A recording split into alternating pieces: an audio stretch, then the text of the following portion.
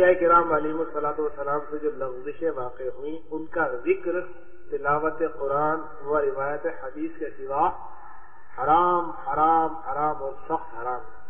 اوروں کو ان سرکاروں میں لب کشائی کی کیا مجال.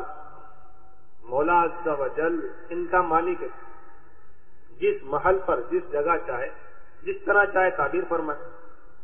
وہ پیارے بندے اپنے رب کے لیے جس قدر چاہے تعبیر فرمائے. دوسرا ان کلمات کو سند نہیں بنا سکتا. اس کو اس مثال میں سمجھنے کی کوشش کیجیے کہ گھر میں میاں بیوی کا جھگڑا ہو رہا ہے تو شوہر نے غصے میں آ کر بیوی کو دو چار سنا دی.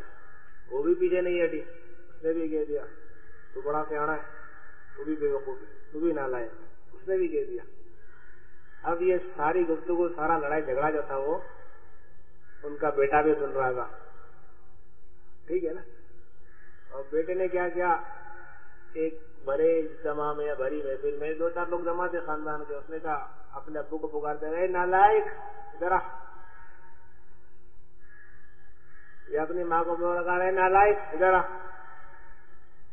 تو آپ اس کو کیا کہیں گے، کیا کہیں گے، اس کو بے ادبی کہیں گے نا.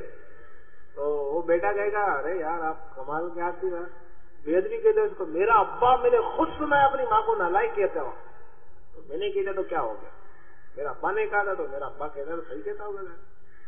تو میں نے ابا کو نالائق کہتے تو میں نے کون سا مطلب جرم کر دیا، وہی تو میری ماں نے خود کہا تھا ایک دن، میں نے خود اپنے کانوں سے سنا. تو یہی کہا جائے گا وہ کہتے تو وہ ان کا معاملہ ہے، تجھے کہنے کی ضرورت کس نے دی. اللہ تبارک و تعالی نے اپنے انبیاء کے لیے جو الفاظ استعمال کرے وہ مالک ہے،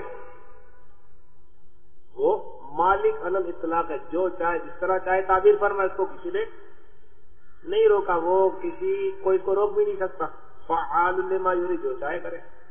اسی طرح انبیاء کرام علیہ الصلوۃ والسلام نے اپنے لیے عاجزی اور انکساری کے الفاظ استعمال کیے. رب کی بارگاہ میں جو عاجزی اور انکساری کی وہ ان کا انداز ہے، ان کا معاملہ ہے. دوسرے اس سے سند یعنی دلیل نہیں بنا سکتے، جس طرح وہ آپ کو بتایا مثال دی. تو دوسرا یہ کہ اللہ نے فرمایا ہے انبیاء کرام کے لیے تو میں بھی اگر کہوں تو کیا حرج ہے. اس کو کہیں گے تجھے اتنا بڑا حرج ہے کہ تو سخت حرام فعل کا مرتکب ہو جائے گا. تو کوئی دوسرا اس کو سند نہیں بنا سکتا ہے کہ محبوب اور محب کا معاملہ ہے.